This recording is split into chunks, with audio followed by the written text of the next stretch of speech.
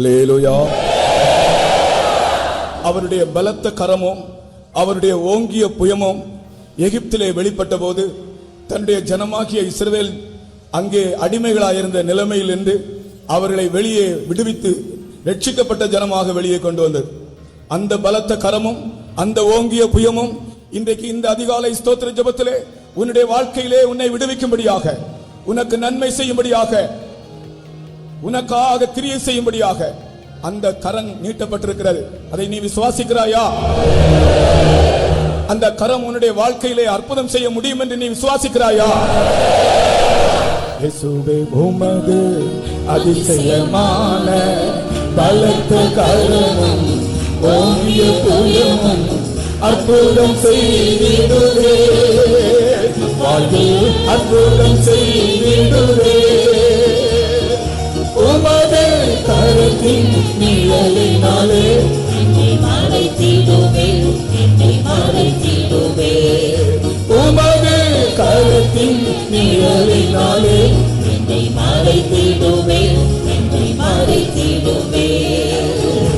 என்னை ஜெனிப்பித்த கண்மலையே, தாகம் தீர்த்திடும் கண்மலையே, என்னை ஜெனிப்பித்த கண்மலையே, தாகம் தீர்த்திடும் கண்மலையே.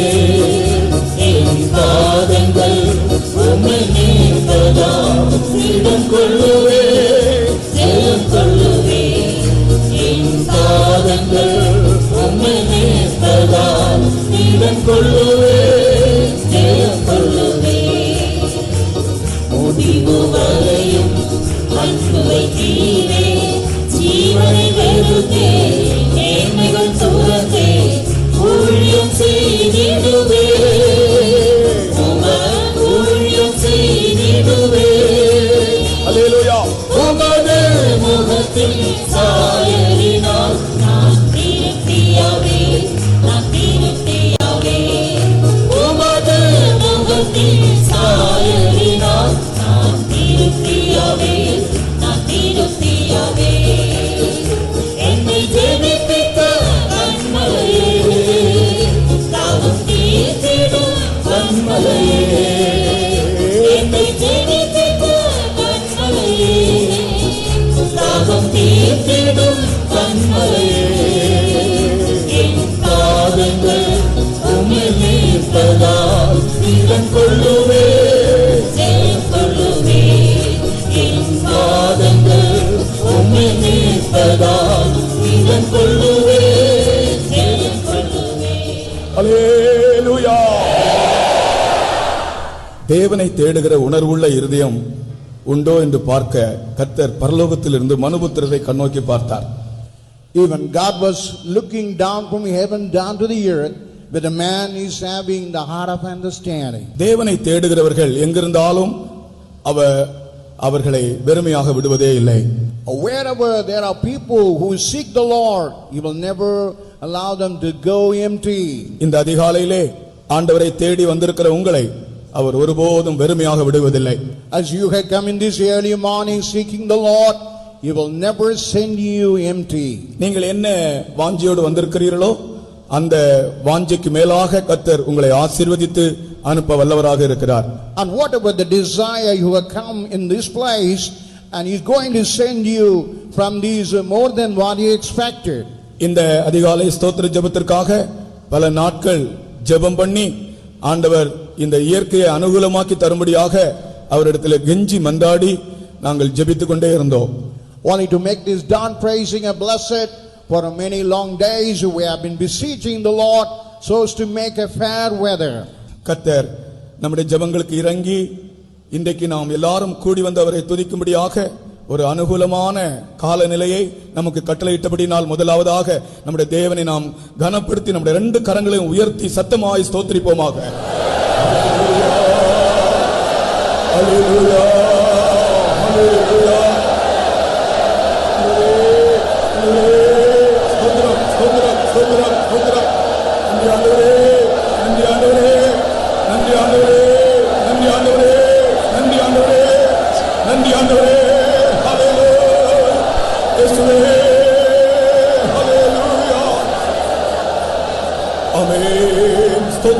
ஸ்தோத்திரம் ஸ்தோத்திரம்.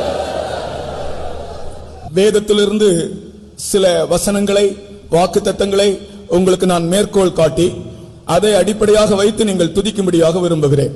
And I want to quote the word of God, even the promises of God, and under that basis I want everybody to praise God. வேதத்தின் வசனங்களை அப்படியே விசுவாசிக்கிற மக்கள் நாம். And we are the people who believe the word of God exactly. ஆகையால் வேதத்தில் சொல்லப்பட்டிருக்கிற வசனத்தை விசுவாசித்து நாம் துதிக்கும்போது அந்த துதியின் மூலம் அப்படியே அந்த வசனம் நம்முடைய வாழ்க்கையிலே நிறைவேறுகிறது.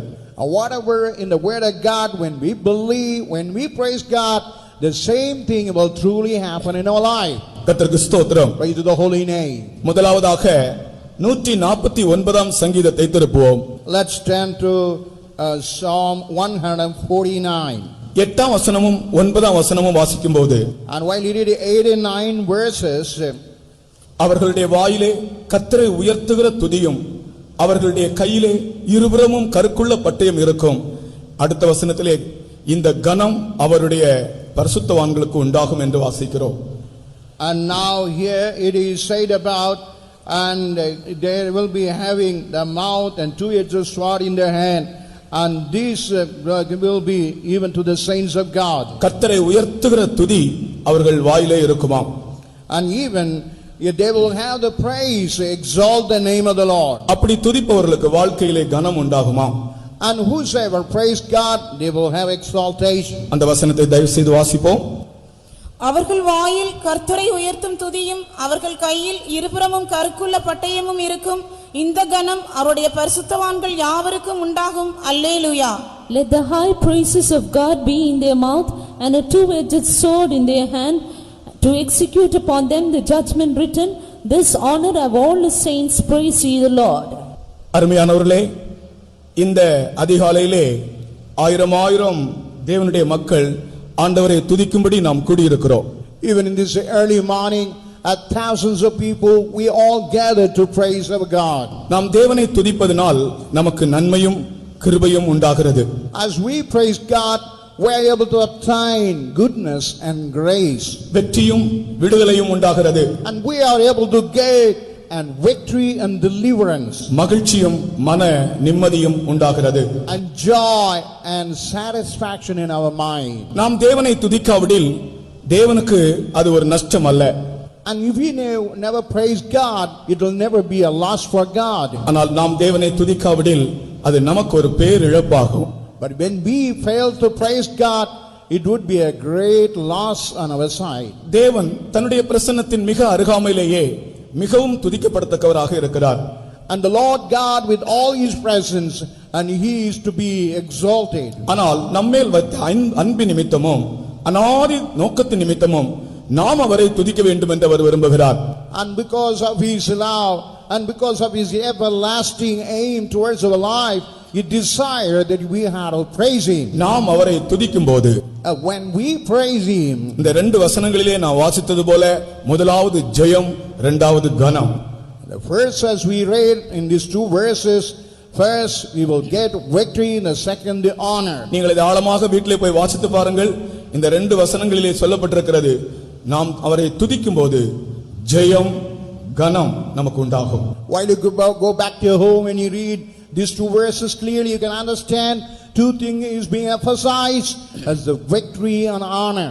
இந்த காலையிலே நீ ஆண்டவரை துதிப்பதன் மூலமாக உன்னுடைய வாழ்க்கையிலே உன்னுடைய குடும்பத்திலே ஜெயமும் உனக்கு கனமும் உண்டாகும் என்று கர்த்தர் சொல்லுகிறார். And even the Lord says, as you praise God in this morning, even in your family, even in your life, you will have victory and honor. இந்த வசனத்தை அப்படியே நான் விசுவாசிக்கிறேன் என்று சொல்லுகிறவர்கள் முழங்கால் நின்று கர்த்தரை துதிப்போமாக. The people who believe this verse exactly, you stand on your knees and praise God. ஆமென்.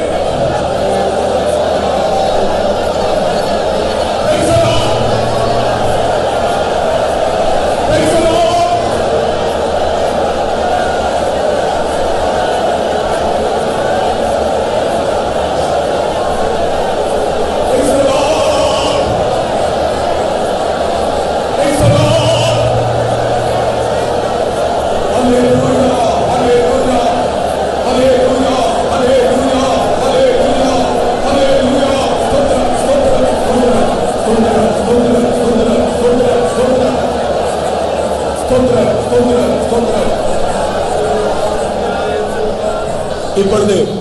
நீங்கள் துதிக்கும் போது உங்களை பின்பற்றிக் கொண்டிருக்கிற, உங்களை துன்புறுத்திக் கொண்டிருக்கிற சில தீய சக்திகளில் நின்று உங்களுக்கு ஜெயம் கிடைக்கிறது.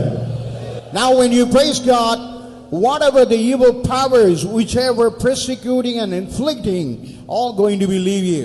கர்த்தர் உங்களை கனப்படுத்துகிறார். And the Lord God honor you. விசுவாசத்தோடு அவரை துதிப்போமாக, ஆர்ப்பரிப்போடு.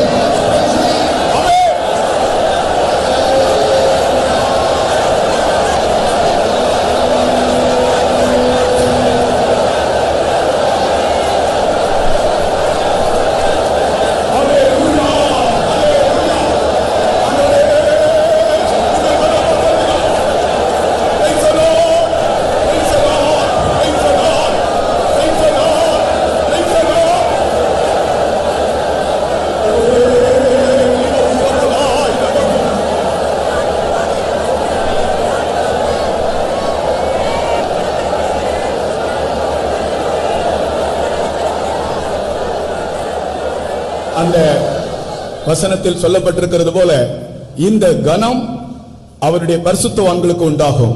And as it said in the word of God, and all the honor will be to the saints of God. நான் அதை எப்படி சொல்லுகிறேன்? But I want to tell it in this way. இந்த கனம் அவரை துதிக்கிற பரிசுத்தவான்களுக்கு உண்டாகும். And this honor will be to the saints who praise God. கர்த்தர் இப்பொழுது நீ அவரை துதிக்கும்போது கர்த்தர் உன்னை கனப்படுத்துகிறார். But when you praise God, God going to honor you. உரத்த சத்தமாய் அவரை ஸ்தோத்திரிப்போமாக.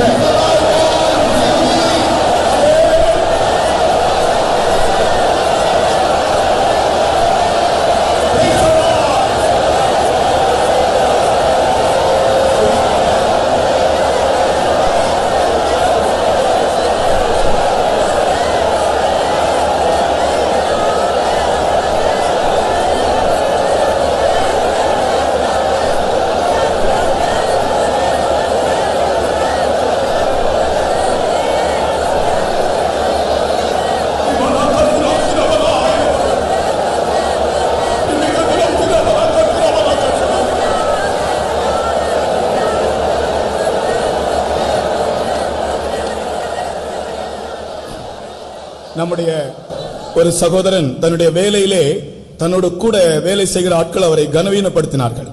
Even a man who was working in his working place, all the fellow workers that dishonor him. சோர்ந்து போன அவர் ஃபெய்த்துமுக்கு வந்தார். As he was dejected, he came to the faith home. இந்த வார்த்தை சொல்லப்பட்டது. And even these words was given to him. இந்த கனம் அவரை துதிக்கிற பரிசுத்தவான்களுக்கு உண்டாகும்.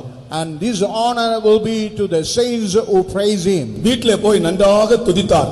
And he went to his house and praised God well. அவரை கனவீனம் பண்ணுகிற எல்லாரும் மாற்றப்பட்டு போனார்கள். And all the people who were dishonoring him all be removed out of the place. இவருக்கு ஒரு ப்ரமோஷன் கிடைத்தது. But he only got the promotion. இன்றைக்கும் ஆண்டவர் அதையே செய்கிறார். And even today God is doing the same. அவரை துதிக்கிற பரிசுத்தவான்கள் கனப்படுவார்கள். And the same whoever praise him will get the honor. ஆண்டவரோடு அவரை துதியுங்கள். With the shout and praise him.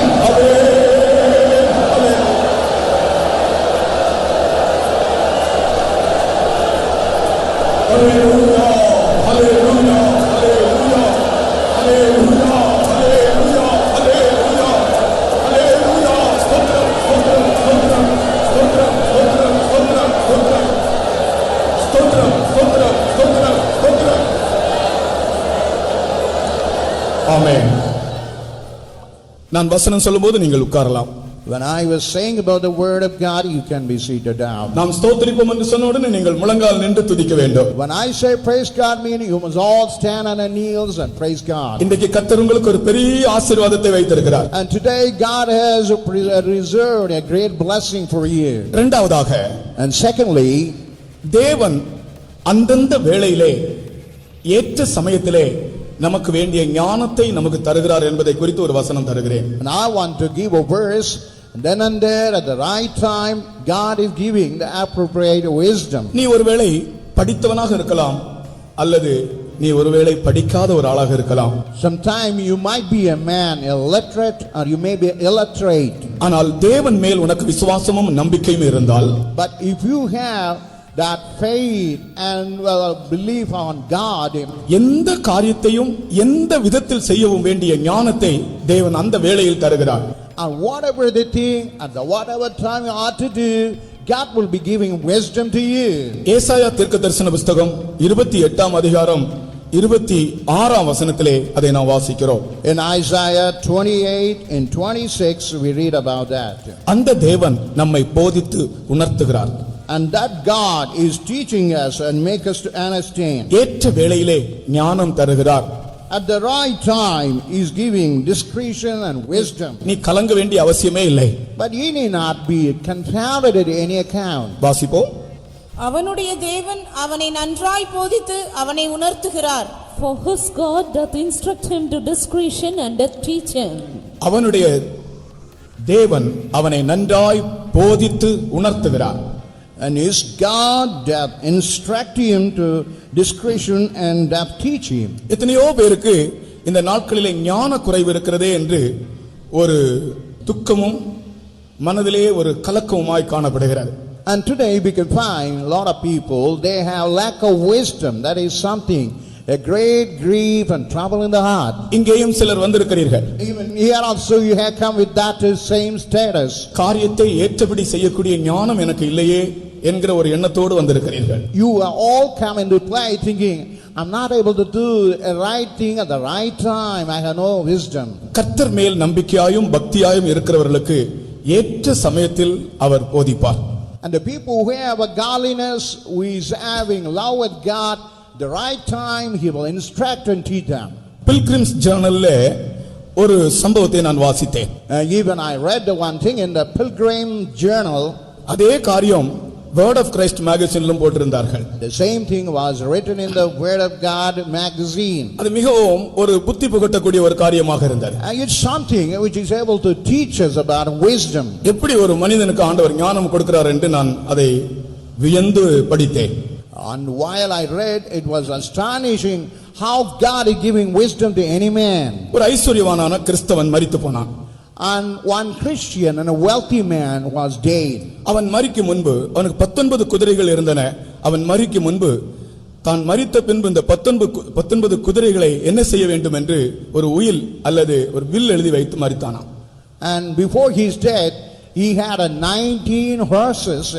And after the death, what should be done? He has written a will about it. அவன் எழுதின உயில் என்னவென்றால், And what the will he had written here now. இந்த 19 குதிரைகளில் பாதி என்னுடைய ஒரே மகனுக்கு கொடுக்கப்பட வேண்டும். And even the 19 horses, the half of it must be given to my eldest son. 4இல் ஒரு பகுதி பக்கத்தில் இருக்கிறதான கிராம ஆலயத்துக்கு கொடுக்கப்பட வேண்டும். And 1/4 is must be given to the nearby church. 5இல் ஒரு பகுதி எனக்கு ஒரு உண்மையுள்ள வேலைக்காரன் இருக்கிறான், அவனுக்கு கொடுக்கப்பட வேண்டும். 1/5 must be given to a servant who is so faithful. மரித்த பின்பு குதிரைகளை பங்கிடுவதிலே பெரிய பிரச்சனை ஏற்பட்டது. And after the death of that man, there was a great trouble erupted in dividing those horses. கிராம பெரியவர்கள் இந்த குதிரை பங்கிடுவதிலே பெரிய தலைவேதனையாய் அவர்களுக்கு மாறிவிட்டது.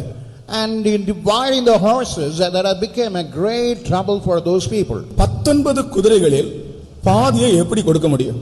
19 horses, how it could be divided, given as a half? ஒரு குதிரையை வெட்டி கொடுக்க முடியுமா? Would any one horse could be cut into 2 pieces and given? 2 வாரம் அவர்களுக்கு என்ன செய்ய வேண்டும் என்றே தெரியவில்லை. And 2 weeks, they don't know what to do.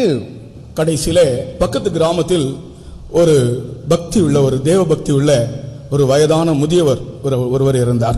But in the nearby village, they found one aged pious man. அவரிடத்திலே நாம் இந்த காரியத்தை கொண்டு போவோம், அவர் என்ன சொல்கிறார் பார்ப்போம் என்று அவரை அழைத்தார்கள். And let us take the matter to him, let us call him, let's see what he answers. அவர் தன்னுடைய குதிரையிலே வந்தார். And he was coming in his horse. என்ன காரியம் என்று கேட்டார். And he asked what was the matter. மரித்து போன மனிதன் எழுதி வைத்திருந்த உயிலை பற்றி இவர்கள் விவரித்து சொன்னார்கள். And they explained about the will written by the dead person. 19 குதிரைகள். It was 19 horses. அதிலே பாதி அவனுடைய ஒரே மகனுக்கு கொடுக்கப்பட வேண்டும். And the half of it must be given to his only son. 4இல் ஒரு பகுதி பக்கத்தில் இருக்கிறதான கிராம ஆலயத்துக்கு கொடுக்கப்பட வேண்டும். And 1/4 must be given to the next nearby that church and the temple. 5இல் ஒரு பகுதி உண்மையுள்ள வேலைக்காரன் ஒருவன் இருக்கிறான், அவனுக்கு கொடுக்கப்பட வேண்டும். And 1/5 of that must be given to that one faithful servant. அப்பொழுது முதியவர் சொன்னார், அதற்கு என்ன? நான் எளிதாக செய்து விடுகிறேன் என்று சொன்னார். And the aged man told, okay, I can do it very easily. அந்த 19 குதிரையும் வரிசையாய் கொண்டு வந்து நிறுத்துங்கள். And asked him to stand the 19 horses. 19 குதிரையும் வரிசையாய் கொண்டு வந்து நிறுத்தினார்கள். And he made to stand those horses one by one. பெரியவர் தான் வந்த குதிரையை 20வது குதிரையாக நிறுத்தினார். And even the 20th horse was his aged man's horse. இப்பொழுது பங்கிடுவது ரொம்ப லேசாக மாறிவிட்டது. Now dividing those horses became an easy one. 20 குதிரைகளில் பாதி 10 குதிரைகள் ஒரே மகனுக்கு. And out of the 20, 10 has been given to the elder only son. 4இல் ஒரு பகுதி 5 குதிரைகள் அந்த கிராம ஆலயத்துக்கு. And that is 1/4, the 5 horses, even it was given to the nearby the church. 5இல் ஒரு பகுதி எத்தனை குதிரைகள்? 4 குதிரைகள். அது யாருக்கு? உண்மையுள்ள வேலைக்காரனுக்கு. That is 1/5, that 4 horses, and it was given to a faithful servant. 10, 5, 4 எத்தனை ஆச்சு? 19 குதிரைகள். கடைசில முதியோர் வந்த குதிரை இருந்தது, அதில் ஏறி முதியோர் போய்விட்டார். And 10, 5 and 4, 19 horses. Finally the elderly man who came in the horse, he went back to his place. கிராம பெரியவர்கள் எல்லாரும் திகைத்து போனார்கள். Even all the elders of the village, they were so astonished. இது எங்கிருந்து வந்த ஞானம்? How he got this wisdom. தேவன் அந்தந்த வேளையிலே ஒரு ஆலோசனை கொடுக்கிறார். And God is giving wisdom in then and there at the right நீ time. தேவ பக்தி உள்ள ஒரு ஆளாக இருந்தால், If you happen to be a pious and godly man, உன்னுடைய தலையை போட்டு நீ குழப்ப வேண்டிய அவசியம் இல்லை. and there is no need to confound and confuse your அவனுடைய தேவன் அவனை நன்றாய் போதித்து உணர்த்துகிறார். and his God is able to teach and instruct him. ஏற்ற சமயத்தில் நீ செய்ய வேண்டியது என்ன என்று கர்த்தர் உனக்கு போதிப்பார். At the right time, what you have to do, he will teach you. இந்த வசனத்தை விசுவாசிக்கிறவர்கள் முழங்கால் நிற்போம்.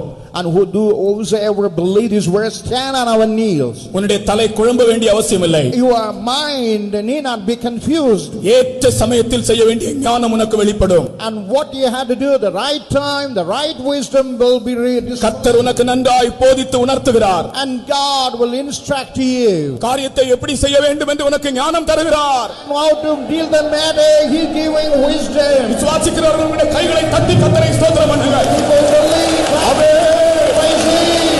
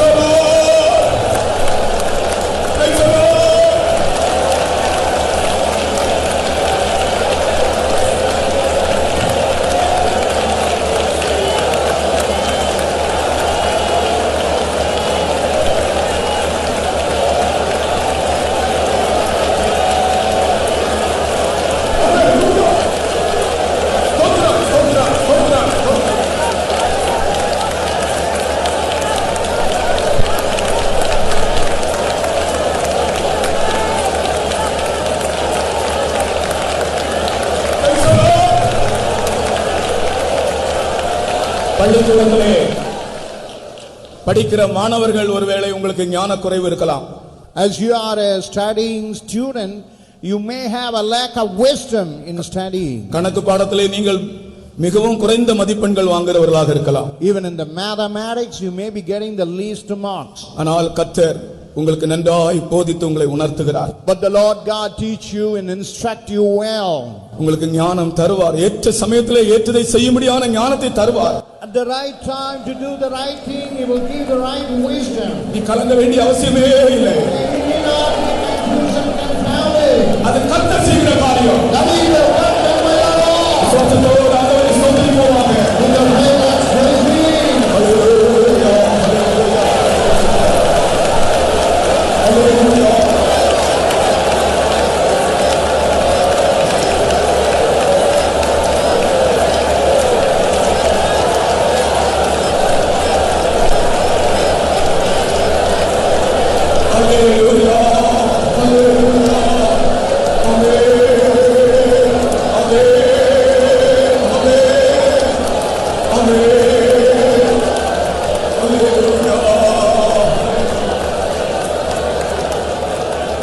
ஆமென். அடுத்ததாக ஆண்டவர் நம்மை கைவிடுவதில்லை என்கிறதான அந்த காரியத்தை குறித்து ஒரு வசனம் தருகிறேன். Nextly, I'm going to give a verse where God will never forsake us. தேவன் நம்மை கைவிட மாட்டார். God will never forsake us. நம்மை ஒப்பு கொடுக்கவும் மாட்டார். And He will never yield to anyone. அதை நாம் விசுவாசிப்போமாக. Let's believe that. தீய சக்திகள் நம்மோடு போராடும் போது, When all evil forces working against us, சில வேளைகள் வியாதிகள் வரும்போது, sometimes when we have a sicknesses, நம்முடைய திராணிக்கு மிஞ்சி சில சோதனைகள் வழியாய் நாம் போகும்போது, when we go through temptation which is something beyond our capabilities, தேவன் நம்மை கைவிட மாட்டார். but God will never forsake us. ஓசியாவின் புஸ்தகம் 11ஆம் அதிகாரம் 8ஆம் வசனத்திலே ஒரு அருமையான வசனம் இருக்கிறது. In Hosea chapter 11, we got one beautiful verse. எப்பிராயுமே, நான் உன்னை எப்படி கைவிடுவேன்? O Ephraim, how could I forsake you? இஸ்ரவேலே, நான் உன்னை எப்படி ஒப்பு கொடுப்பேன்? O Israel, and how I able to give you. அந்த வசனத்தை வாசிப்போம். Let's read that verse. எப்ராயிமே, நான் உன்னை எப்படி கைவிடுவேன்? இஸ்ரவேலே, நான் உன்னை எப்படி ஒப்பு கொடுப்பேன்? How shall I give thee up, Ephraim? How shall I deliver thee, Israel? எப்பிராயுமே, நான் உன்னை எப்படி கைவிடுவேன்?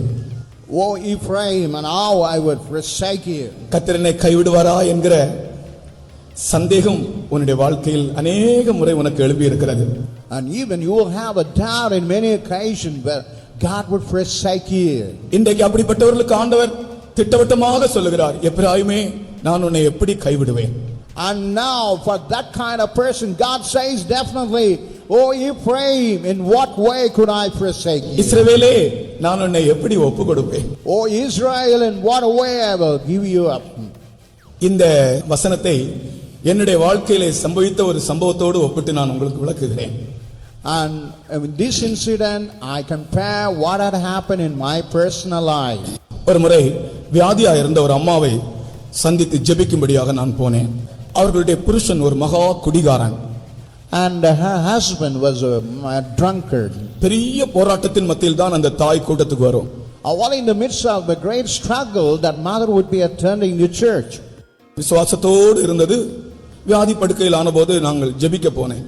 And she was with the faith, and she was made sick, and while she was in the bed, we went to pray for her. அவர்களுடைய கேட்டை திறந்து நான் உள்ளே போனபோது, While I opened the gate and while I entered in, அவர்களுடைய புருஷன் கையிலே ஒரு சிகரெட்டோடு தன்னுடைய பெரிய நாயை இப்படி சங்கிலியிலே பிடித்து நின்று பார்த்து கொண்டிருந்தார்.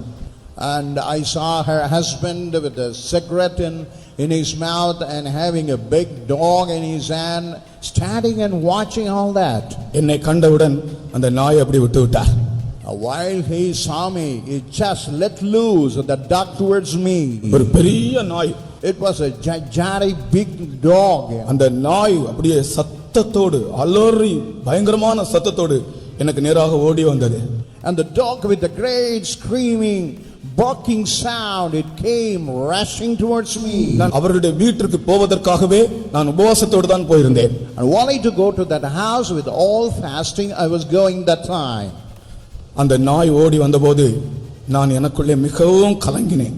When that dog was running towards me, I was greatly confounded within me. கர்த்தாவே, என்னை கைவிட்டீரா என்று எனக்குள்ளே நான் கலங்கினேன். And I was greatly confounded, saying, Lord, have you forsaken me? உடனே ஒரு சத்தம் நான் எனக்கு கேட்கிறது, எப்பிராயுமே, உன்னை நான் எப்படி கைவிடுவேன்? Immediately I could hear a subtle voice, Oh Ephraim, how could I forsake you? அந்த மனுஷன் அந்த நாயை விட்டு அவர் சிகரெட் அப்படி வைத்து பார்த்து கொண்டே இருக்கிறார். அந்த நாய் ஓடி வந்து என்னுடைய பாதத்தில் அப்படியே படுத்து விட்டது. And he was having cigarette in his mouth and let loose that dog, and he was watching what the dog going to do. But the dog came and fell flat on before my feet. இந்த சம்பவத்தை கண்ட பின்பு அவர் இறங்கி வந்து என்னை உள்ளே வரும்படி அழைத்தார். When he had seen all these incidents, he came voluntarily and invited me to come in. எப்பிராயுமே, உன்னை நான் எப்படி கைவிடுவேன்? Oh Ephraim, how shall I forsake you? இஸ்ரவேலே, உன்னை நான் எப்படி இந்த நாய்க்கு ஒப்பு கொடுப்பேன்? Oh Israel, how could I give you to this dog? இந்த எப்பிராயிமே என்கிறதான அந்த இடத்தில் உன்னுடைய பெயரை கர்த்தர் சொல்லுகிறார். And even in the place of Ephraim, God is saying your name. உன்னை நான் எப்படி கைவிடுவேன்? What a way I would forsake you. உன்னை நான் எப்படி ஒப்புக் கொடுப்பேன்? In what a way I will give you up. இதை விசுவாசிக்கிறீர்களா? Do you believe it? இந்த வார்த்தையை விசுவாசிக்கிறீர்களா? Believe this word of God. முழங்கால் நின்று கர்த்தரை துதிப்போமாக. ஆமென். ஹalleluya. எப்பிராயிமே, நான் உன்னை எப்படி கைவிடுவேன்? நான் உன்னை எப்படி ஒப்புக் கொடுப்பேன்?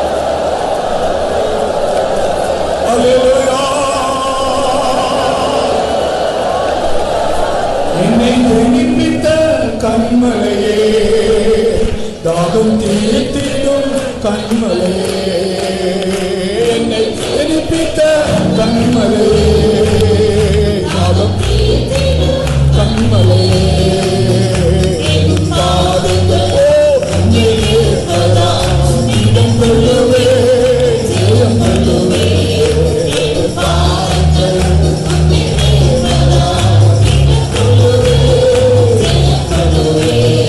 என்னை ஜெனிப்பித்த கன்மலையே,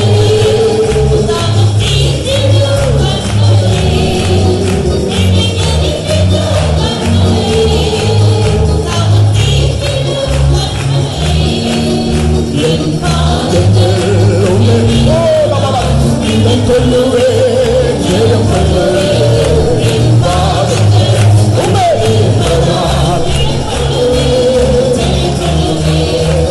பாதங்கள்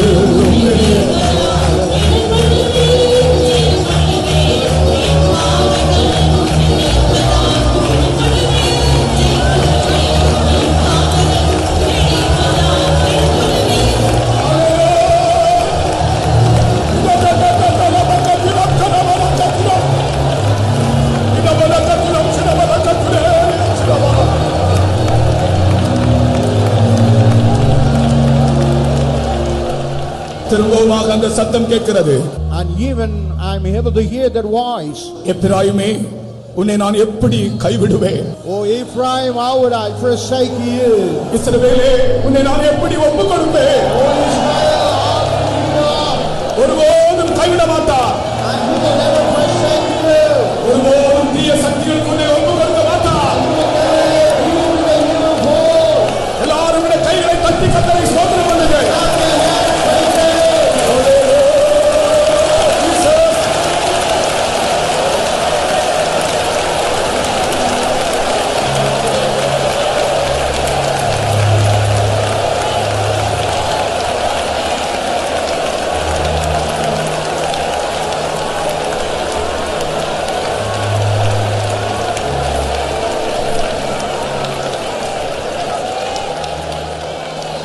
ஆமென். நாம் அடுத்த வசனத்துக்கு போவோம். Let's go to the next verse.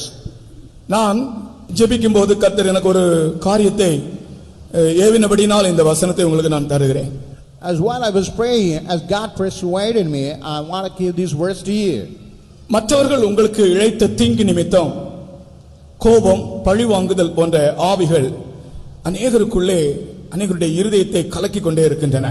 As somebody did evil to you, you are having anger and vengeance always seems to be troubling your heart and mind. பொதுவாக கோபம் என்கிற சுபாவம் சிறு பிள்ளைகளில் இருந்து வாலிபர்களில் இருந்து வயோதிபர் வரைக்கும் இந்த கோபம் என்கிற சுபாவம் அது ஒரு கொள்ளை நோயை போல் பரம்பிக் கொண்டிருக்கிறது.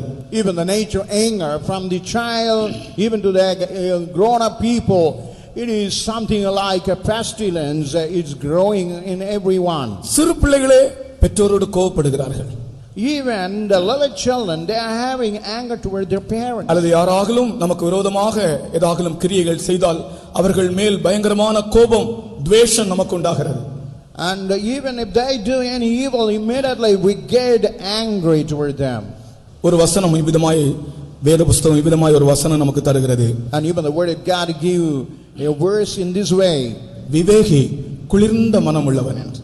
And even the prudent will have a cool heart. 17ஆம் அதிகாரம் நீதிமொழிகள் 27ஆம் வசனம். நீதிமொழிகள் 17ஆம் அதிகாரம் 27ஆம் வசனம். விவேகி குளிர்ந்த மனம் உள்ளவன். And Proverbs 17:27, that the excellent man is having that cool words. விவேகி குளிர்ந்த மனமுள்ளவன். He that hath knowledge spareth his words. விவேகி குளிர்ந்த மனம் உள்ளவன். And the prudent is having that kind of cool heart. ஒரு சபையிலே விதமாய் ஒரு இடத்திலே விதமாய் ஒரு காரியம் நடந்தது. In one church, the matter happened in this way. ஒரு சகோதரனுக்கு பயங்கரமான கோபம் வந்தது. One brother, he got a wild anger. தனக்கு விரோதமாக ஒருவன் பயங்கரமான துரோகம் பண்ணிவிட்டான். One person against him done some evil. ஆகையினால் அந்த சகோதரனை எப்படியாகலும் அடிக்க வேண்டும் என்று சொல்லி இவர் பயங்கரமான கோப வேஷத்தோடு புறப்பட்டார். And wanting to beat that man with all angry mood, he started toward that place. ரோட்ல நடந்து போய் கொண்டிருக்கிறார். And while he walking on the road toward that place, மனதுக்குள்ளே ஒரு பயங்கரமான குழப்பம், சூடு ஏறுகிறது. and he was having such a warming up with the having anger mood toward that man. தலையெல்லாம் சூடு ஏறுகிறது. Even the whole brain is getting the heat. நான் நம்பி இருந்தேன், எனக்கு துரோகம் பண்ணி விட்டானே, அவனை என்ன செய்கிறேன் பாரு என்று. I trusted him, but he did evil and treachery. Let me see what I could do for him. இப்படி இவன் ரோட்ல போகும்போது While he was walking on the road, ஒரு வெள்ளை கலர்ல ஒரு வேன் ரோட்ல போகிறது. and while he was passing on the road, he saw a white color van passing by. அது ஒரு சாதாரணமாக இந்த ஐஸ்கிரீம் கொண்டு போகிற van, ice cream. And it is ordinarily ice cream van. அதிலே ஒரு வார்த்தை, பெரிய எழுத்துக்கள் ஒரு வார்த்தை எழுதப்பட்டிருந்தது, உன்னை குளிர்ச்சியாய் வைத்துக்கொள் என்று. And he saw a big letter written, keep yourself cool. உன்னை குளிர்ச்சியாய் வைத்துக்கொள். Keep yourself cool. ஐஸ்கிரீம் விஷயத்தில் தான் அந்த வேன்ல எழுதப்பட்டிருக்கிறது. ஆனால் இந்த மனுஷனுக்கு அந்த வார்த்தை ஒரு தேவ வார்த்தை போல் மாறியது. And it's only written about the ice cream, but for this man, these words were something like a word from God. சரியில்லாத பிலேயாமுக்கு கழுதை போதும் ஒரு வார்த்தை சொல்ல. Even the Balaam, who is not a right person, is enough for him an ordinary ass. சரியில்லாத விசுவாசிக்கு ஒரு ice cream van போதும் Even ஒரு வார்த்தை the சொல்ல. believer who is not a right person, it's enough the ice cream van to teach him. உன்னை குளிர்ச்சியாய் வைத்துக்கொள் என்ற வார்த்தை அவன் படித்த உடனே அது இவனுடைய மனதுக்குள்ளே கிரியை செய்ய ஆரம்பித்தது. When that word he had written, that which had reached his mind, started working in him. சரி, நான் என்னை குளிர்ச்சியாய் வைத்துக் கொள்ளவில்லையே, சூடா இருக்கிறேனே, என்னை மனது சூடா இருக்கிறதே, என் இருதயம் சூடா இருக்கிறதே, ஒரு ஆளை அடிக்க போகிறேனே, இப்படியெல்லாம் அவன் நினைத்து அந்த இடத்திலேயே திரும்பி வந்து விட்டான். திரும்பி வந்து வீட்டிலே கர்த்தர் அவனுக்கு ஒரு மனஸ்தாபத்தின் ஆவியை கொடுத்தார். Oh, I had to keep myself cool, but I'm very much given to heat to the brain about their person. And he came back to his house and he had a great remorse. கர்த்தர் அதே வார்த்தை இன்றைக்கு உங்களுக்கு சொல்லுகிறார். Even the Lord God say the same words to you. விவேகி குளிர்ந்த மனம் உள்ளவன். And even the prudent is having such kind of cool words. நீ குளிர்ந்த மனம் உள்ளவனாய் இருந்தால் நீ விவேகி. And if you are prudent, if you have that kind of cool words. கர்த்தர் அப்படி உன்னுடைய கோபத்திலிருந்து கர்த்தர் உனக்கு ஒரு விடுதலை தருகிறார். And God is giving a deliverance out of your anger. இப்பொழுது நாம் துதிக்கும்போது நமக்கு குளிர்ந்த ஒரு மனதை கர்த்தர் தருகிறார். And when you praise God, God going to give you the cool heart and cool mind. அந்த கோப ஆவி நம் துதிக்கும்போதே ஓடி போக வேண்டும். And all the anger spirit, when you praise, it must be driven away. உன்னுடைய கோபத்தின் நிமித்தம் உன்னுடைய குடும்பத்தில் எவ்வளவு கலக்கம்.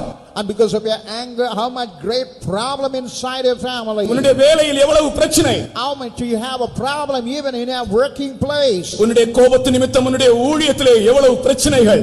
Because of your angry nature, how much you have a lot of problem in our working places. விவேகி குளிர்ந்த மனமுள்ளவன். And the prudent is a man of cool mind. இந்த வசனத்தை நாம் ஸ்தோத்திரம் பண்ணி சொந்தமாக்க வேண்டும். And we had to praise and make this word of God as our own. ஸ்தோத்திரிப்போமாக, விசுவாசத்தோடு ஸ்தோத்திரிப்போமாக. அந்த வசனத்தை சொந்தமாக்குகிறதான நோக்கத்தோடு கர்த்தரை ஸ்தோத்திரியுங்கள். I want you to make that word of God own without praising. ஆமென். கர்த்தர் உனக்கு ஒரு குளிர்ந்த மனதை தருகிறார்.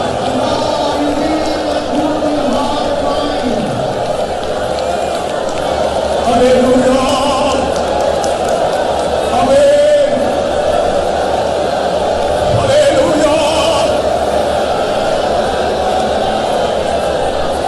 ஹalleluya. ஆமென். ஹalleluya.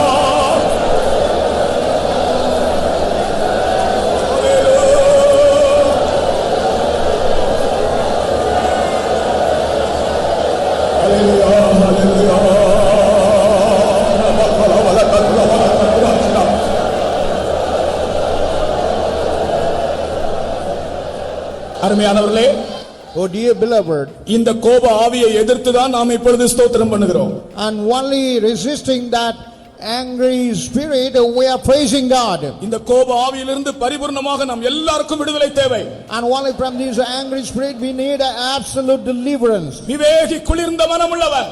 And the prudent is a man of cool mind. திடீரென்று உனக்கு வருகிற கோபம் தேவ சமூகத்தில் இருந்து உன்னை வெளியே கொண்டு போகிறது. And what you have anger, make it go out of the presence of God. உன்னை குளிர்ச்சியாய் வைத்துக்கொள்.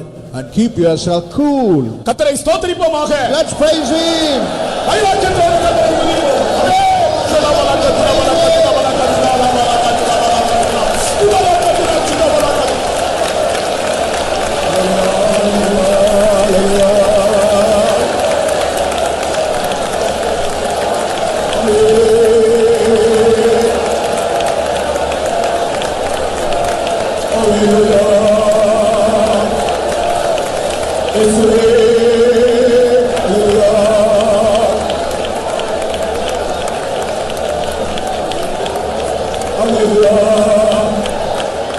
ஒரு ஜனமாகிலும் ஓர் மனுஷனுக்காகிலும் அவர் சமாதானம் அருளினார்.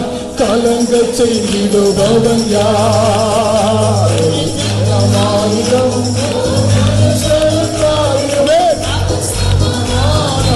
அருளினார். கலங்க செய்திடுபவன் யார்? இயேசுவா என்று நாம் அழைத்தார்.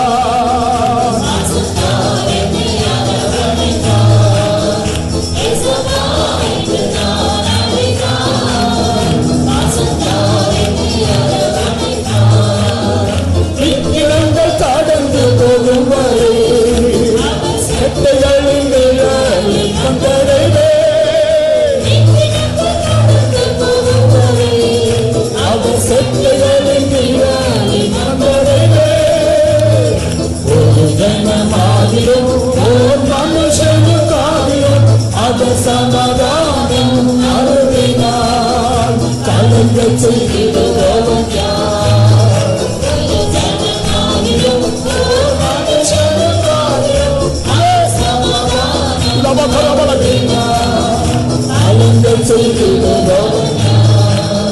ஆவிக்குரிய தேவனுடைய ஜனங்கள் மத்தியிலே, விசுவாச ஜீவியம் செய்கிற தேவ ஜனங்கள் மத்தியிலே இந்த கோபம் என்கிற ஒரு கொள்ளை நோய் ஒரு புற்று வியாதியை போல், புற்று நோயை போல் பரவிக்கொண்டே இருக்கிறது. இன்றைக்கு ஸ்தோத்திரத்தினாலே முற்றிலும் ஜெயித்து விடுவோமாக. ஹalleluya. ஸ்தோத்திரம் பண்ணி ஜெயித்து விடுங்கள்.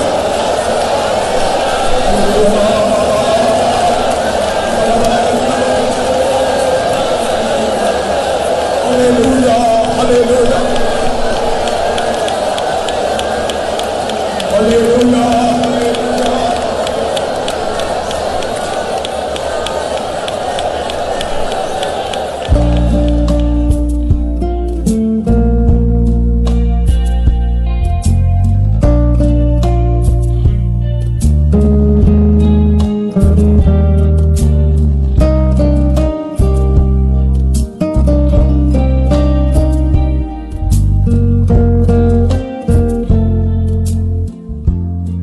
அடுத்ததாக வாலிபர்களுக்கு நான் ஒரு வசனம் தருகிறேன்.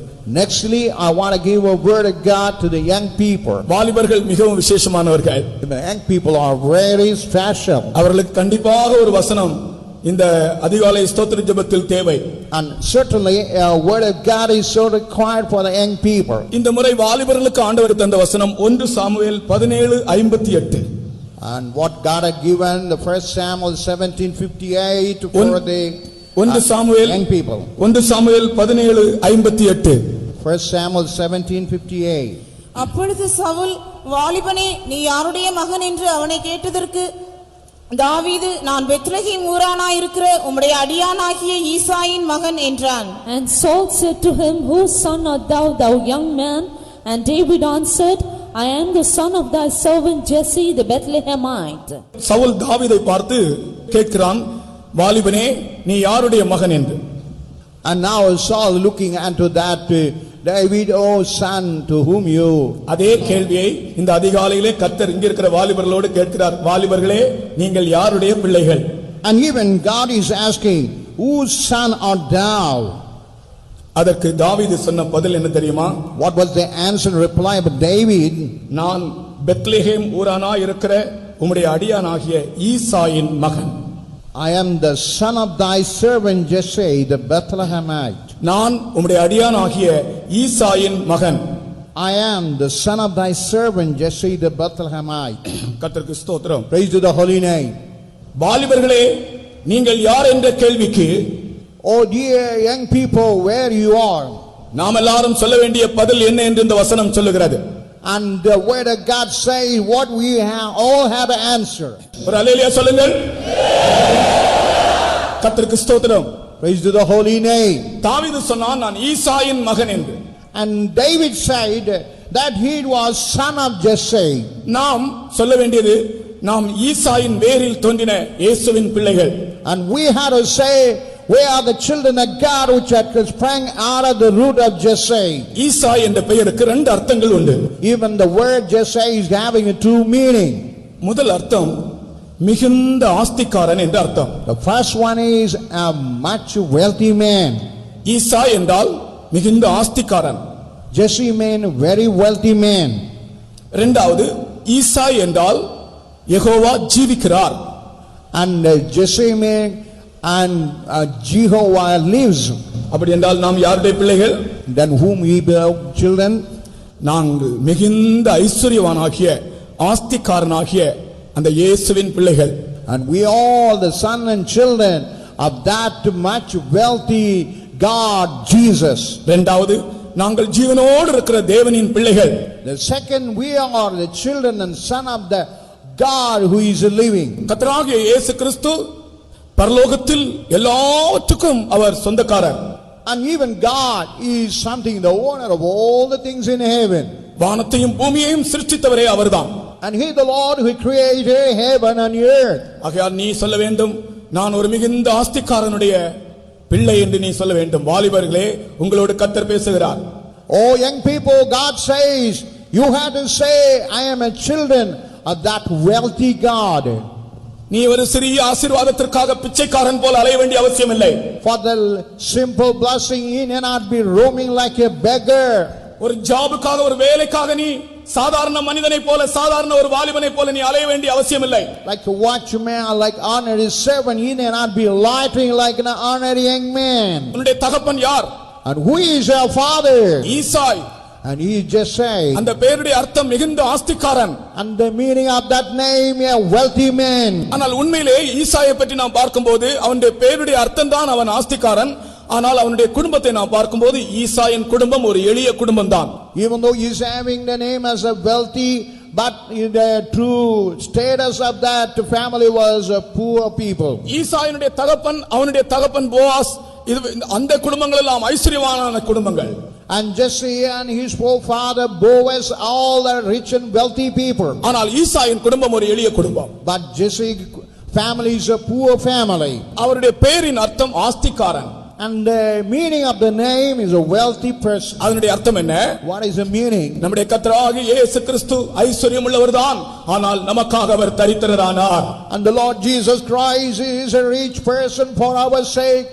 became poor. நம்மை ஐஸ்வர்யவான்களாக்கும்படிக்கு அவர் தரித்திரரானார். Why to make us rich, he became a poor. வாலிபர்களே, நீங்கள் இந்த உலகத்தின் ஆசீர்வாதங்களுக்காக கவலைப்பட வேண்டிய அவசியமில்லை. நீங்கள் ஒரு ஆஸ்திகாரனுடைய பிள்ளைகள் என்று நீங்கள் மனதில் வைத்துக் கொள்ளுங்கள். Oh young people, you not to be worried about the lack of blessing, but you belong to the children of that wealthy God. உங்களுடைய ஃபியூச்சரை பற்றி கூட நீங்கள் கவலைப்பட வேண்டிய அவசியமில்லை. And you not be worried about a future. என் தகப்பன் மிகுந்த ஆஸ்திகாரன். ஹல்லேலூயா. My father is a wealthy God. அவர்தான் ஈசாயின் வேரில் வந்த இயேசு கிறிஸ்து. That is Jesus Christ who come out of that root of Jesse. அது உண்மை என்று சொல்றவர்கள் இப்படியே ரெண்டு கைகளை காட்டி வாலிபர்கள் ஒரு அல்லேலூயா சொல்லுங்கள் பார்க்கலாம். எல்லாருமே வாலிபர்களாய் மாறிவிட்டார்கள். Now all have turned to be like young people. கர்த்தருக்கு ஸ்தோத்திரம். Pray to the holy name. இரண்டாவது, ஈசா என்றால் யெகோவா ஜீவிக்கிறார் என்ற அர்த்தம். And Jesse mean that God lives. நாங்கள் ஜீவிக்கிற தேவனுடைய பிள்ளைகள், ஜீவனுள்ள தேவனுடைய பிள்ளைகள். And we are the children of the Lord who lives. எங்கள் தேவன் ஜீவிக்கிறார். Our God is a living God. கர்த்தருக்கு ஸ்தோத்திரம். Praise to the holy name. Our ஜீவிக்கிறபடியால் As he is the living God, நாங்களும் ஜீவிக்கிறோம். and we are also able to live. அவருக்குள்ளிருந்து எங்களுக்கு ஜீவன் கிடைக்கிறது. And only from him we are able to get alive. அது நம்முடைய ஜெய ஜீவியத்தை காண்பிக்கிறது. So all it denotes about the overcoming life. நீங்கள் ஈசாயின் பிள்ளைகள் என்று நீங்கள் சொல்லும்போது, When he say you are the children of Jesse, அல்லது இயேசுவின் பிள்ளைகள் என்று நீங்கள் சொல்லும்போது, when he say you are the children of Jesus, அதனுடைய அர்த்தமே நாங்கள் ஜெயிக்கிற பிள்ளைகள் என்றுதான் அர்த்தம். the meaning is that we are all the overcoming children. எல்லா தோல்விகளையும் ஆண்டவர் உங்களை விட்டு மாற்றுகிறார். And God remove all the failures out of your life. உங்களை ஆசீர்வதிக்கிறார். And he blesses you. நல்ல சாலரியில வேலை தருகிறார். And he gives a job with a good salary. நல்ல கம்பெனில வேலை தருகிறார். He gives a job in a good company. உங்களை ஆசீர்வதிக்கிறார். And he blesses you. உங்களை இன்னும் ஆசீர்வதிக்கும் போது கர்த்தருடைய ஊழியத்திற்கே கொண்டு வந்து விடுகிறார். When he bless you more and more, he will bring you to the ministry. முழங்காலில் நிற்போம். Let's stand on a knee. வாலிபனே, Oh young man, நீ யாருடைய மகன்? who art thou? இப்ப நான் கேட்கிறேன், நீங்க பதில் சொல்லணும். But I'm asking you, you must give answer. வாலிபர்களே, Oh young people, நீங்கள் யாருடைய பிள்ளைகள்? whose son art thou? சத்தமாய் சொல்லணும். நீங்க பதில் சொல்ல வேண்டும். நீங்கள் சொல்லுகிறதை பரலோகம் அங்கீகரிக்கிறது. What you say, even the heaven going to recognize. வாலிபர்களே, Oh young people, நீங்கள் யாருடைய பிள்ளைகள்? whose son art thou? யாருடைய பிள்ளைகள்? இயேசுவின் பிள்ளைகள். ஹல்லேலூயா. ஈசாயின் பிள்ளை என்று சொன்னான் தாவீது. நாம் ஈசாயின் வேரிலே தோன்றின இயேசுவின் பிள்ளைகள். And we are the children of God who have sprang out of the root of Jesse. இப்ப நான் திரும்பவும் கேட்கிறேன். Again I'm asking that. வாலிபர்களே, Oh young people, நீங்கள் யாருடைய பிள்ளைகள்? whose son art thou? இயேசுவுடைய பிள்ளைகள். ஹல்லேலூயா. ஸ்தோத்திரம் பண்ணுவோம்.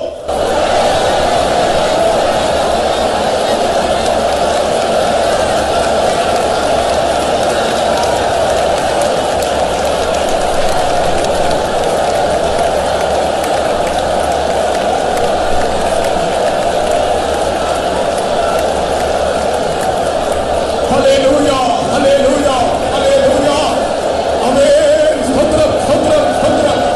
நாங்கள் ஐஸ்வர்யவானுடைய பிள்ளைகள். ஹல்லேலூயா. We are the children of the wealthy God. நீ ஐஸ்வர்யவானுடைய பிள்ளை. ஹல்லேலூயா. We are the children of the wealthy God. கர்த்தர் உன்னை ஆசீர்வதிக்கிறார். God blesses you. ஸ்தோத்திரம், ஸ்தோத்திரம், ஸ்தோத்திரம்.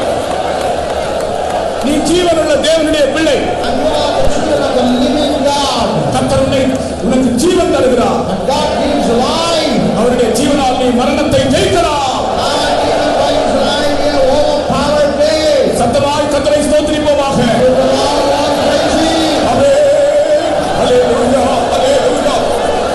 ஹல்லேலூயா, ஹல்லேலூயா, ஹல்லேலூயா, ஹல்லேலூயா. ஹல்லேலூயா, ஹல்லேலூயா, ஹல்லேலூயா. ஆமென்.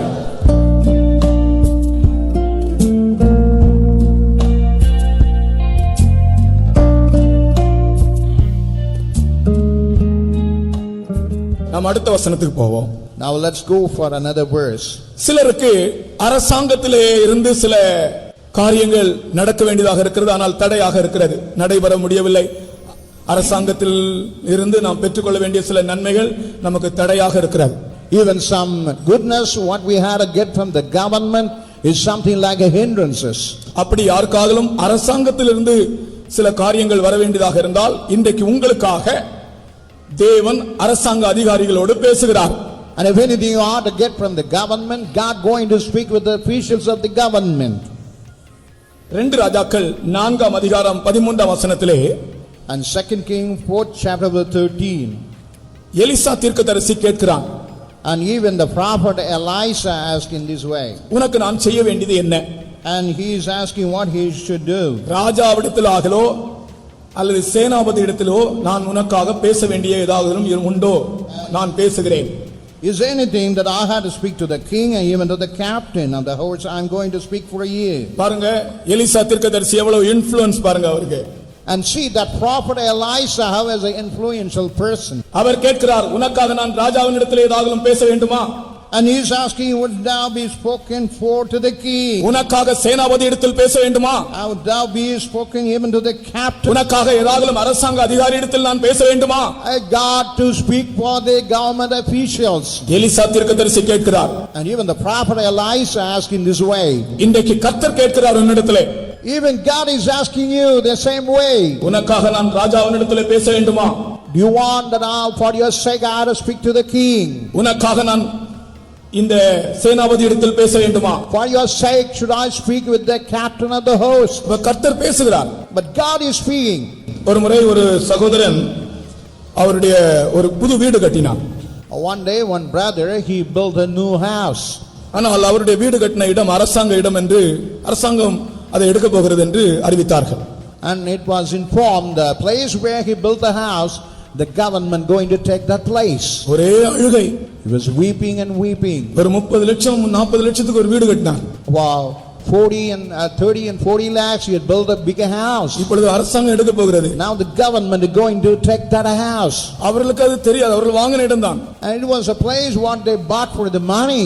ஆனால் விற்றவர்கள் அவர்களை ஏமாற்றி இருக்கிறார்கள். But the people who sold that land they had deceived them. அவர்கள் ஒரே அழுகை. And they were all like weeping. ஐயோ நாங்கள் இவ்வளவு பணம் போட்டு கட்டி விட்டோமே, எல்லாம் நஷ்டமாய் போய் விடுகிறது. Oh, we spent a lot of money and we have built that house, all is going to be a loss. அப்பொழுது எனக்கு வந்த வசனம் இதுதான். But what that verse is only this verse. உனக்காக ராஜாவின் இடத்திலோ சேனாபதி இடத்திலோ பேச வேண்டுமா? And for your sake should I be speaking to the king or the host or the captain of the host? கர்த்தர் கேட்கிறார். God is asking that. உனக்காக நான் பேச வேண்டுமா என்று. Should I speak for your sake? கர்த்தர் அப்படியே செய்தார். And God did exactly. எந்த ஆபீசர் அதை செய்ய வேண்டுமோ அவரிடத்தில் கர்த்தர் பேசினார். The man who was responsible to do that, God was speaking to that person. கடைசியில் அவர்களுடைய வீடு இடிக்கப்படவில்லை. And finally that house was not demolished. அல்லேலூயா போடுங்கள். அல்லேலூயா. உங்களுக்கு வந்தாதானே போடுவீங்க. உங்களுக்கு வந்தாதானே போடுவீங்க. இது யாருக்கோ சம்பவிச்ச காரியம். Then he will say hallelujah. அவர் கர்த்தர் பேசி விட்டார் அந்த ஆபீசரோட. Only God has spoken to that officer. அடுத்த நாள் காலையில அந்த ஆபீசரை இவருக்கு போன் பண்ணி, நீ கவலைப்பட வேண்டாம், உன்னுடைய வீட்டுக்கு ஒன்றும் ஆகாதுன்னு சொல்லிவிட்டார். The next day the officer telephoned to him saying nothing going to happen to your house. ராஜாவின் இடத்திலோ சேனாபதி இடத்திலோ உனக்காக பேச வேண்டியது ஏதாவது உண்டோ? Is there anything that to be spoken to the king and the captain of the host? இந்த காலைவேளையில் கர்த்தர் பேசுகிறார். Even this morning God is speaking for you. நீங்கள் இந்த கூட்டம் முடித்து வீட்டுக்கு போன பின்பு அந்த காரியத்தை எனக்கு அறிவிக்க வேண்டும். And while you go back to your home, and you must inform the matter what going to get from the Lord. கர்த்தர் ராஜாக்களோடு பேசுகிறார். And God is speaking with the kings. அதிகாரிகளோடு பேசுகிறார். God is speaking with the officers. விசுவாசத்தோடு நாம் கர்த்தரை ஸ்தோத்திரிப்போமாக. Praise, let's praise Him. Hallelujah.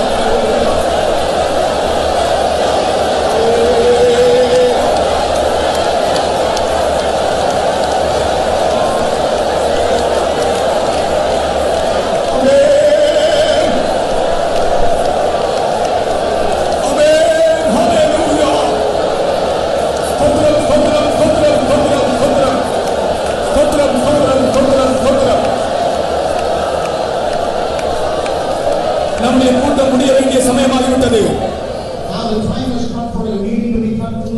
மிகுந்த சத்தத்தோடு வல்லமையோடு விசுவாசத்தோடு அதிகாரத்தோடு நம் இயேசு பேசுகிறார் என்ற விசுவாசத்தோடு ஸ்தோத்திரம் பண்ணுவோம்.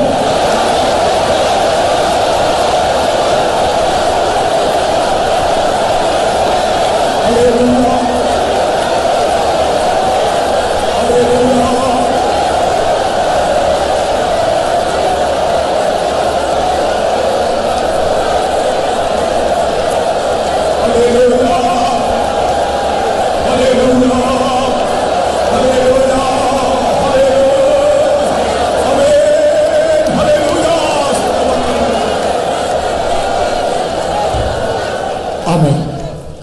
அடுத்ததாக ஊழியக்காரர்களுக்கு ஒரு வசனம் தருகிறேன். Nextly, I want to give a verse to the servants of God. ஊழியக்காரர்களை பற்றி கர்த்தர் என்ன விரும்புகிறார்? What God desires regarding the servant of God. இந்த அனுபவம் ஊழியக்காரர்களுக்கு எல்லாருக்கும் உண்டாகும். And this experience going to come upon all the servants of God. ஏசாயா 30ஆம் அதிகாரம் Isaiah the 38th chapter 20-21 வசனங்களிலே and 20 and 21. ஒரு ஊழியக்காரன் எப்படி இருக்க வேண்டும் என்று சொல்லப்பட்டிருக்கிறார். And here it said how a servant of God should. ஏசாயா 30-20-21 வசனங்கள். And Isaiah 30, 20 and 21. ஆண்டவர் உங்களுக்கு துன்பத்தின் அப்பத்தையும் உபத்திரவத்தின் தண்ணீரையும் கொடுத்தாலும் உன் போதகர்கள் இனி ஒருபோதும் மறைந்திருக்க மாட்டார்கள். உன் கண்கள் உன் போதகர்களை காணும். நீங்கள் வலதுபுறமாய் சாயும் போதும் இடதுபுறமாய் சாயும் போதும் வழி இதுவே, இதிலே நடவுங்கள் என்று உங்களுக்கு பின்னாலே சொல்லும் வார்த்தையை உங்கள் காதுகள் கேட்கும். And though the Lord give you the bread of adversity and the water of affliction, yet shall not thy teachers be removed into a corner anymore, but thine eyes shall see thy teachers, and thine ears shall hear a word behind thee, saying, This is the way, walk ye in it, when he turn to the right hand and when he turn to the left. இந்த வசனத்திலே ஒரு உண்மையான ஊழியக்காரனுடைய 3 அனுபவங்கள் எழுதப்பட்டிருக்கின்றன. And in this verse is written about the 3 things of a true servant of God. உண்மையான ஒரு ஊழியக்காரன் தேவனோடு தனித்து அதிக நேரம் தேவ சமூகத்தில் செலவிட வேண்டும். And if he is a true servant of God and separately and all alone, he must spend time with God. அப்பொழுதுதான் அவன் ஜனத்தோடு பேச வேண்டியது அவனுக்கு அங்கே அருளப்படும். What he must speak with the people of God that will be given in the place. இங்கே பாருங்கள், இந்த வசனத்திலே இருக்கிற அந்த போதகன் என்ன சொல்லுகிறான்? அவர்கள் வலதுபுறமும் இடதுபுறமும் சாயும் போது வழி இதுவே என்று. அப்ப அது என்ன? தேவனுடைய அந்த ஆலோசனையை காத்திருந்து ஏற்ற நேரத்தில் சொல்லக்கூடிய ஒரு அனுபவம். And it is an experience when they turn right and left and waiting and telling the word to those people. ஊழியக்காரர்களே, Oh servant of God, அதிக நேரம் தேவ சமூகத்தில் காத்திருந்து ஆண்டவர் உங்களுக்கு கொடுக்கிறதான வெளிப்படுத்தலை, வார்த்தையை, செய்தியை உங்கள் ஜனங்களுக்கு அறிவிக்க வேண்டும். and you had to wait in the presence of God, whatever the word, whatever the message and information that should be given to the people. ஒரு மணி நேரம் பிரசங்கம் பண்ண வேண்டும் என்றால் 5-6 மணி நேரமாகலும் ஜெபித்திருக்க வேண்டும். And if you want to give sermon for 1 hour, at least we ought to prayed for 5 or 6 hours. குறைந்தபட்சம். And it is something the least one. நாள் முழுவதும் முழுவதும் ஜெபித்துவிட்டு அடுத்த நாள் காலையிலே 1 மணி நேரம் கூட பிரசங்கம் பண்ணலாம். And even all the day and night waiting and praying, and the next day you can preach. இரண்டாவது, Nextly, இந்த ஊழியக்காரன் தன்னுடைய ஜீவியத்தில் வலதுபுறமோ இடதுபுறமோ சாயாதவனாக காணப்பட வேண்டும். and this servant of God must never be turning right or left. அப்படி என்றால் தான் ஜனங்களை அவர்கள் வலதுபுறமும் இடதுபுறமும் சாயும் போது தேவ ஆலோசனை சொல்லி அவர்களை எச்சரிக்க முடியும். Only when the people of God turn right and left, they were able to give godly counsel. மூன்றாவது, இந்த ஊழியக்காரன் இயேசுவை பின்பற்றுகிறவனாக இருக்க வேண்டும். And thirdly, this servant of God must be following God. அப்பொழுதுதான் வழி இதுவே என்று சொல்ல முடியும். And then only they could say, this is the way. இயேசு கிறிஸ்துவினுடைய ஜீவியத்தை பின்பற்றுகிறவன் மட்டும்தான் வழி இதுவே என்று சொல்ல முடியும். Only the people who follow the life of Jesus Christ could say, this is the way. கர்த்தருக்கு ஸ்தோத்திரம். Praise to the holy name. ஆகையால் இந்த வசனத்தில் சொல்லப்பட்டிருக்கிற 3 அனுபவங்களையும், அதாவது அவருடைய சமூகத்தில் அதிக நேரம் காத்திருந்து அவருடைய ஆலோசனையை ஜனங்களுக்கு அறிவிக்கிற அனுபவம், வலதுபுறமோ இடதுபுறமோ சாயாத அனுபவம், இயேசுவை போல் ஜீவிக்கிற ஒரு அனுபவம். And even waiting in the presence of the Lord and never be turning right and left and getting the message and living like Jesus. இந்த 3 அனுபவங்களையும் ஊழியக்காரர்கள் அனைவருக்கும் கர்த்தர் தருவாராக. And all these 3 experiences may God give and give to all the servants of God. முழங்காலில் நின்று கர்த்தரை ஸ்தோத்திரிப்போமாக. Stand on a kneel and praise God. இப்படிப்பட்ட ஊழியக்காரர்கள் தேசத்திலே தேவையாக இருக்கிறது. And this kind of servant of God is required for the country. இப்படிப்பட்ட ஊழியக்காரர்கள் சபைக்கு தேவையாக இருக்கிறது. This kind of servant of God is required for the church. இப்படிப்பட்ட ஊழியக்காரர்கள் ஜனத்திற்கு அவசியமாக இருக்கிறது. This kind of servant of God is so required. கர்த்தரை ஸ்தோத்திரிப்போம்.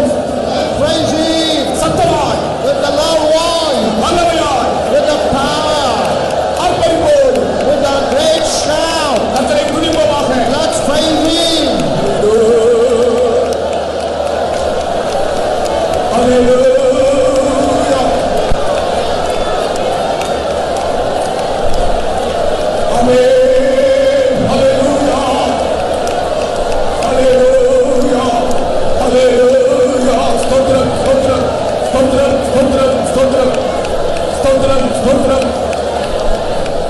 ஜனங்கள் வலதுபுறமும் இடதுபுறமும் சாயும் போது வழி இதுவே என்று சொல்லக்கூடிய ஊழியக்காரர்கள் நமக்கு அவசியம். And when the people turn right and left, the servant of God must be there to say, this is the way. வலதுபுறமும் இடதுபுறமும் சாயாத ஊழியக்காரர்கள் அவசியம். And servant of God who never turn right and left is required. தேவ ஆலோசனை உடைய ஊழியக்காரர்கள் அவசியம். And servant of God having the counsel of God. அந்த உணர்ச்சியோடு கர்த்தரை ஸ்தோத்திரிப்போமாக.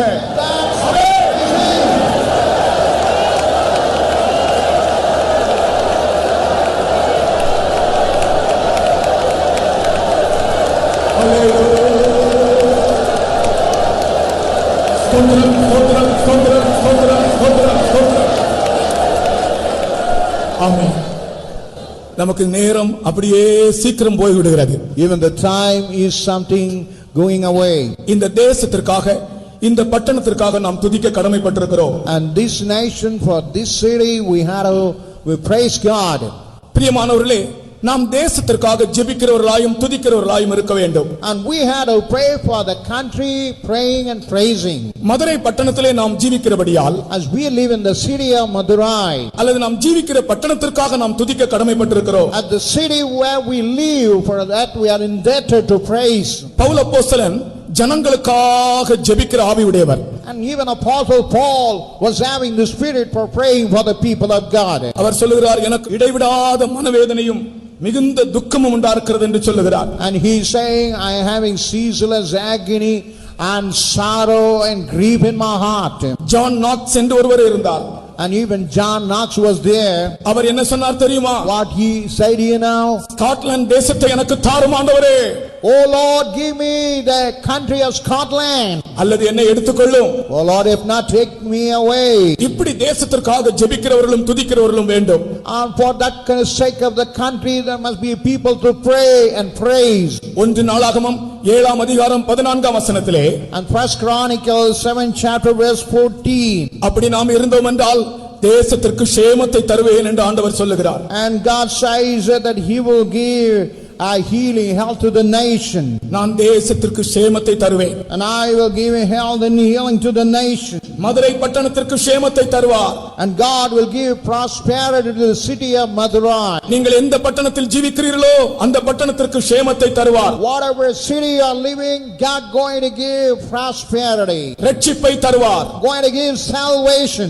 செழிப்பை தருவார். And going to give a flourishing prosperity. தீய சக்திகளினின்று ஜனத்தை விடுவிப்பார். And from the evil forces he will going to deliver you. பில்லி சூனிய கட்டுகளிலிருந்து ஜனத்தை விடுவிப்பார். And going to deliver the people out of the clutches of the sorcery. Madurai பட்டணத்துக்கு ஒரு விடுதலை வேண்டும்.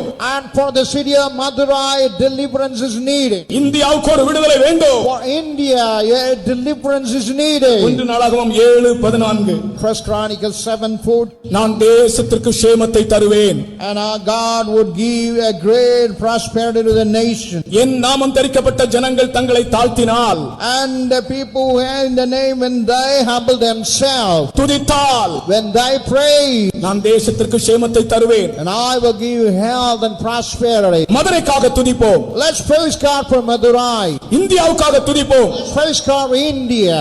துதிப்போம் என்று சொல்லும் போதே நீங்கள் முழங்கால் நின்று விட வேண்டும். When I say praise God, meaning you must stand on a knee. ஒவ்வொரு நிமிஷமும் நமக்கு இப்பொழுது விலையேற பெற்றதாக இருக்கிறது. Every moment is a precious. இந்தியாவுக்காக துதியுங்கள். Let's praise God for India. Madurai பட்டணத்துக்காக துதியுங்கள். Let's praise God for city of Madurai. சென்னைக்காய் துதியுங்கள். Let's praise God for Chennai. எல்லா பட்டணங்களுக்காய் கர்த்தரை துதியுங்கள். Let's praise God for all cities. எல்லா தீய சக்திகளும் பட்டணத்திலிருந்து ஓடிவிடட்டும். Let the forces flee away. தேசத்திற்கு சேமம் உண்டாகட்டும். Let the nation have health and prosperity. நல்ல உரத்த சத்தமாய் கர்த்தரை ஸ்தோத்திரிப்போமாக. Let shout praise Thee. Amen.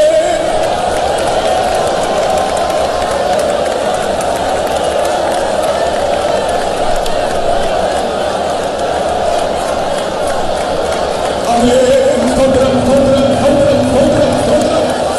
Praise the Lord. ஸ்தோத்திரம், ஸ்தோத்திரம், ஸ்தோத்திரம், ஸ்தோத்திரம், ஸ்தோத்திரம். ஸ்தோத்திரம், ஸ்தோத்திரம், ஸ்தோத்திரம், ஸ்தோத்திரம், ஸ்தோத்திரம், ஸ்தோத்திரம். ஸ்தோத்திரம், ஸ்தோத்திரம், ஸ்தோத்திரம், ஸ்தோத்திரம், ஸ்தோத்திரம். இது போதாது நம்முடைய துதியின் சத்தம் இந்த பட்டணத்திலே முழு இடங்களிலும் இந்த பட்டணம் முழுவதும் கேட்க வேண்டிய இப்பொழுது வல்லமையோடு கர்த்தரை ஸ்தோத்திரிப்போமாக.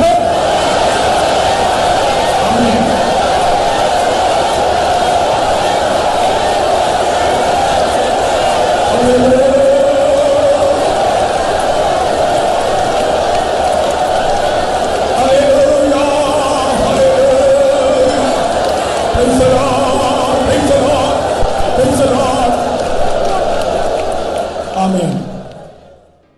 கடைசியாக நம்முடைய ஜீவியத்தை குறித்து ஒரு வார்த்தை தருகிறேன். And finally, I want to give a word of God regarding our personal life. யாக்கோபு அப்போஸ்தலனுடைய நிருபம் 4ஆம் அதிகாரம் 14ஆம் வசனத்திலே, And James, the 4th chapter, verse 14. நீங்கள் உங்கள் வீடுகளில் போய் இந்த வசனத்தை வாசித்து பாருங்கள். Go back to your home and read this verse. நம்முடைய ஆயுசு நாட்கள், நம்முடைய ஜீவன் புகையை போல் இருக்கிறது என்று எழுதுகிறார். And he writes, our life is something like a vapor. நான் உங்களுக்கு இந்த கூட்டத்திலே சொல்லுகிறேன், நம்முடைய மரணம் எப்பொழுது என்று நமக்கு தெரியாது. In this meeting, I want to say, we may not know at what time we'll have death. நம்முடைய ஜீவன் புகையை போல் இருக்கிறது. Our life is something like a vapor. எப்பொழுது நாம் இந்த உலகத்திலிருந்து கடந்து போவோம் என்று தெரியாது. We may not know at what time we'll pass away from this world. ஆகையால் உங்கள் ஜீவியத்தை குறித்து ஒரு நிச்சயமான ஒரு வார்த்தை உங்களுக்கு இருக்க வேண்டும். And you must have a certainty about your personal life. 2006ஆம் வருடத்திலே, Even in the year 2006, வெர்ஜீனியாவிலே ஒரு சுரங்கத்தில் விபத்து ஏற்பட்டது. even in Belgium, in that mine, there was an accident. அதிலே 13 பேர் அந்த இடத்தில் இறந்து போனார்கள். And 13 persons killed in that place. ஒரு வெடி விபத்து. It was a blast. அந்த விபத்தை பற்றி வெளியே அறிவிக்க பயந்தார்கள். And even they were afraid to inform about those death and the blast. அறிவித்தது எப்படி தெரியுமா? In what a way they inform it to others, எல்லாரும் உயிரோடு இருக்கிறார்கள், ஒரே ஒரு ஆள்தான் மரித்தார்கள். All are alive, one person is dead. ஆனால் 13 பேரும் இறந்து போனார்கள். But actually the 13 all been dead. கடைசியிலே மரித்தோருடைய குடும்பத்தார் எல்லாரும் பயங்கர கோபாவேசத்தோடு இருந்தார்கள். And even all the family members, they were with all angry mood. நாங்கள் பழி வாங்காமல் விடமாட்டோம் என்று சொல்லி பயங்கரமான கலவரம் செய்து கொண்டிருந்தார்கள். And they were making a lot of agitation until they retaliate. அப்பொழுது அடக்காராதனை நடத்தின ஒரு தேவனுடைய மனுஷன் என்ன செய்தார் என்று தான் நான் உங்களுக்கு சொல்லுகிறேன். But the servant of God who conducted the funeral service, what he said, that what I want to say to you now.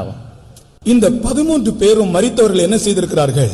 And those dead 13 persons, what they did, தாங்கள் மரித்து போவோம் என்பதை அவர்கள் முன்னதாகவே அறிந்து, and having known that they would die, ஒவ்வொருவரும் தங்களுடைய குடும்பத்தாருக்கு தங்களுடைய சொந்தக்காரர்களுக்கு என்று ஒவ்வொரு வார்த்தை, ஆறுதல் வார்த்தையை எழுதி வைத்துதான் அவர்கள் மரித்திருக்கிறார்கள். and before dying they have written a consoling words.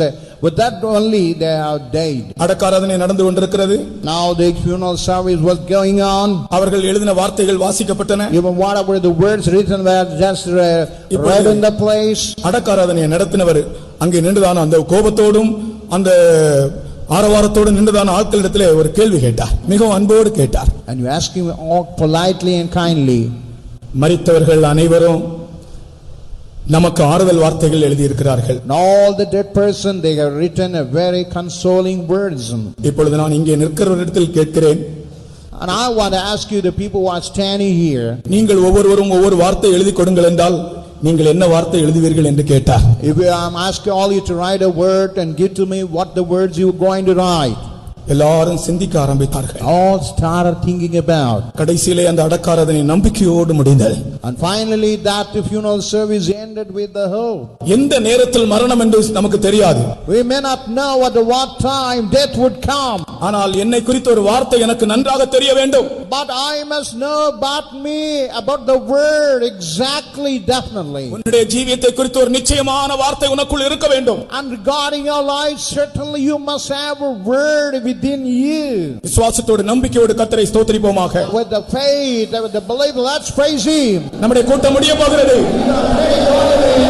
நம்பிக்கையோடு கர்த்தரை ஸ்தோத்திரியுங்கள். Let's praise him.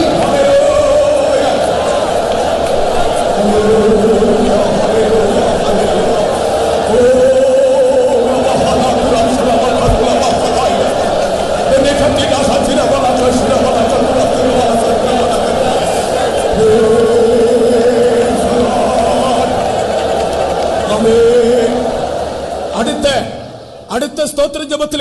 நாம் இருப்போமா நாம் இங்கே வருவோமா நமக்கு தெரியாது.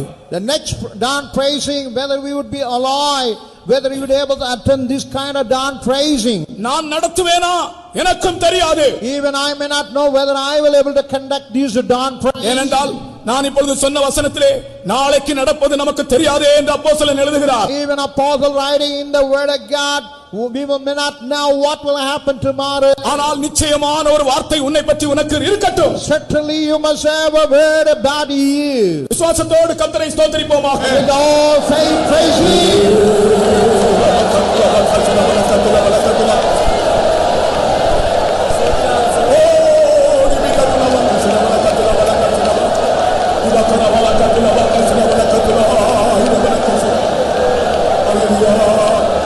Praise the Lord, rejoicing in His matchless love. Praise the Lord for every blessing forever. Praise the Lord, O great and small, and His secrets humbly all. Praise His name forever. Praise the Lord, rejoicing in His matchless love.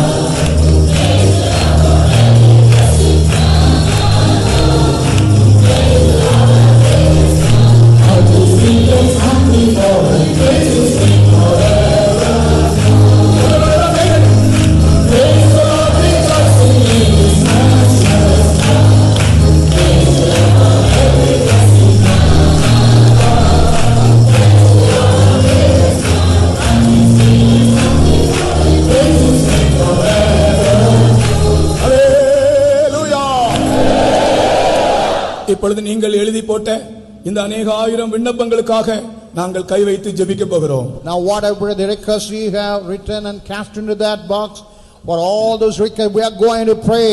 எல்லா பாஸ்டர்மாரும் மூப்பன்மாரும் வாங்க. All pastors and elder brothers, please come forward. நீங்கள் எழுதி போட்ட அந்த பேப்பர்ல நாங்கள் கை வைத்து ஜெபிக்கிறோம். And whatever the paper you written, we are going to lay a hand and going to pray.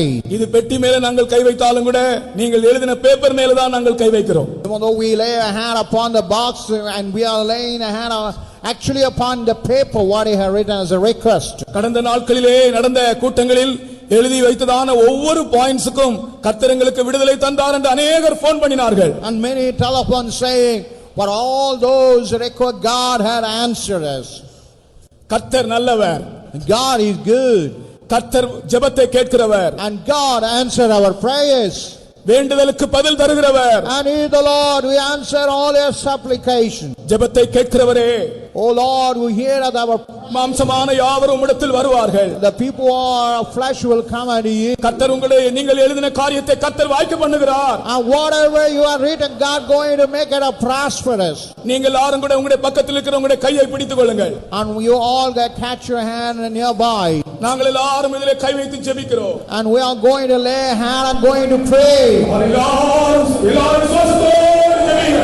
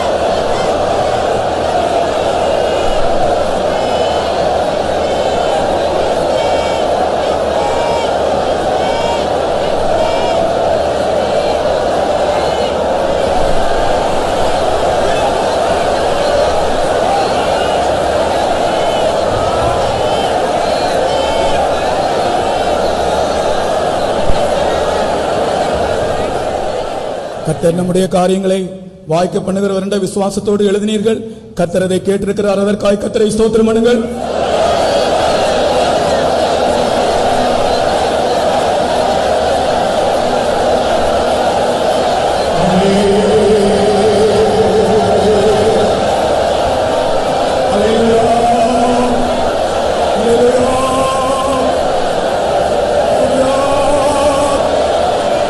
துதி செய்ய தொடங்கினார் கர்த்தர் யுத்தம் செய்ய தொடங்குவார். துதி செய்ய தொடங்கினார் கர்த்தர் அஸ்திவாரம் அசைந்திடும் அஸ்திவாரம் அசைந்திடும் அஸ்திவாரம் அசைந்திடும்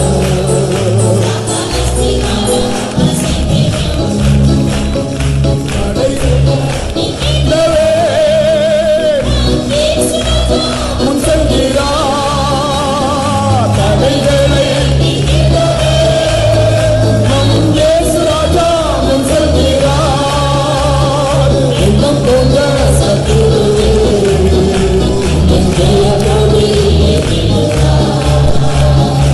எண்ணம் போன்ற சத்துருவே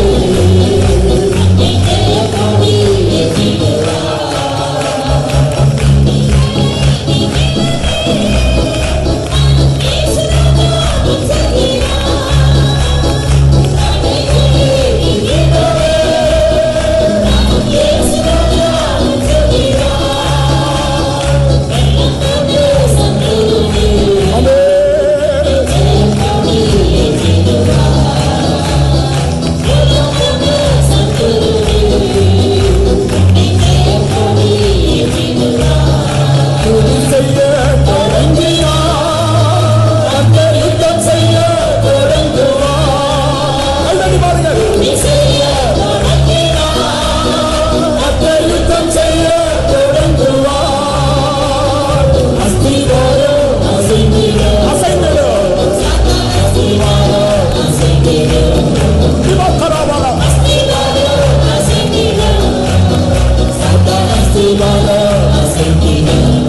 துதி செய்ய தொடங்கினார் கர்த்தர் யுத்தம் செய்ய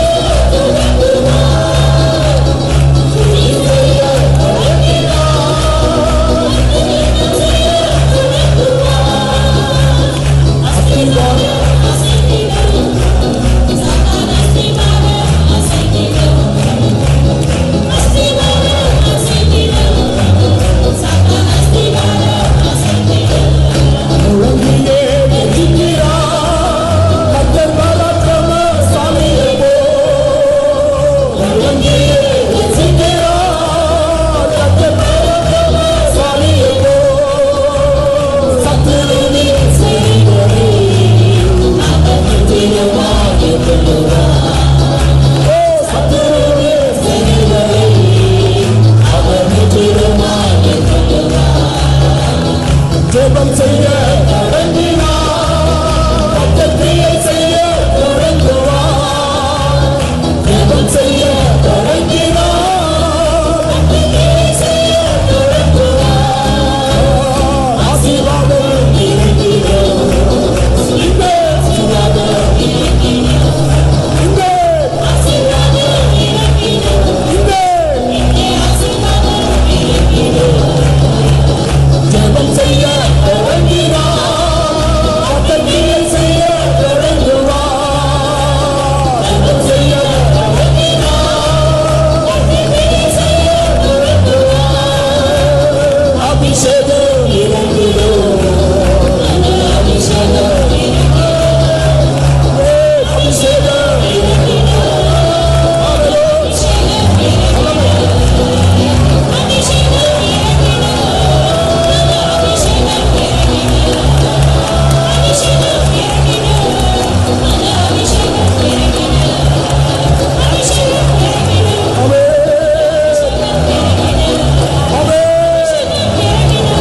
அபிஷேகம்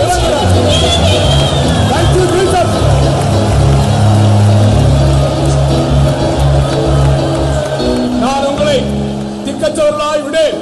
I will never leave you comfortless. நீங்கள் என்னை தேடி வந்தீர்கள். You have come in search of me. நான் உங்களோடு இருக்கிறேன். I am the Lord always with you. என் வருகை சமீபம். My coming is very soon. N வருகைக்காய் ஆயத்தமாகுங்கள். And you prepare for my coming. நான் உங்களையும் உங்கள் குடும்பத்தையும் கைவிடுவதில்லை என்று கர்த்தர் சொல்லுகிறார். I am never going to forsake you. முழங்கியே கெச்சிக்கிறார் கர்த்தர் பராக்கிரமசாலியே போல்.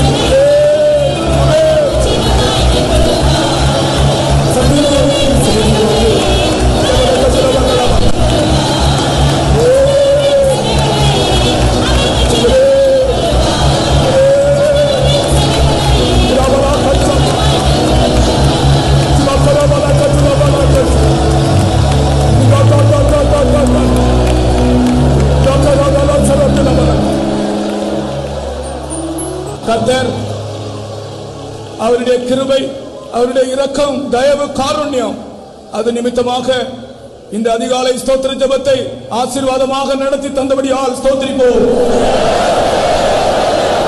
ஸ்தோத்திரம், ஸ்தோத்திரம், ஸ்தோத்திரம், ஸ்தோத்திரம். நமக்கு மழை தடைகள் இல்லாமல் நாம் கேட்டபடியே இயற்கையை கர்த்தர் அனுகூலமாக்கி தந்தபடியால் ஸ்தோத்திரிப்போம்.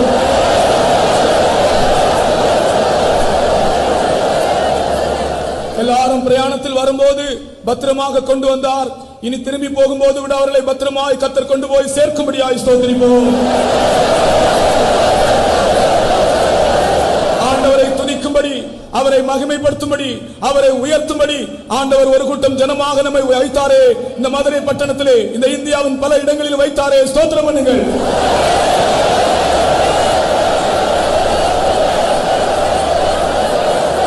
இந்த கூட்டத்திற்கு வந்தவர்களுக்கு கர்த்தர் சொல்லுகிறார், நீங்கள் வந்து திரும்பி போகும்போது உங்களுக்கு ஒரு இளைப்பாறுதலோடு நீங்கள் திரும்பி போகிறீர்கள். Even God saying to the people, as you return back, you go back with all restful life. கர்த்தர் தான் உங்களை அழைத்தவர். And the Lord God alone had called you. நீங்கள் அவரை தான் பார்த்து வந்தீர்கள், மனுஷனே அல்ல. You are looking God, not man. You have come into this place. நன்றியோடு ஸ்தோத்திரிப்போமாக. The great Lord, let's praise Him. எல்லா துதி கன மகிமை கர்த்தருக்கு செலுத்தி ஸ்தோத்திரிப்போமாக. பிதாவாகிய தேவனை ஸ்தோத்திரிப்போம். குமாரனாகிய இயேசுவை ஸ்தோத்திரிப்போம். பரிசுத்த ஆவியானவரை ஸ்தோத்திரிப்போம். இயேசுவே, எங்களுடைய கர்த்தாவே, அதிகாலை ஸ்தோத்திர ஜெபத்தை நேருக்கு வந்து நடத்தினபடியால் நாங்கள் மெச்சிருக்கிறோம். ஆண்டவரே, சோத்திருக்கிறோம் கர்த்தாவே.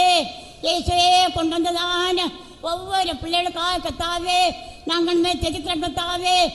சோத்திருக்கிறோம் கர்த்தாவே.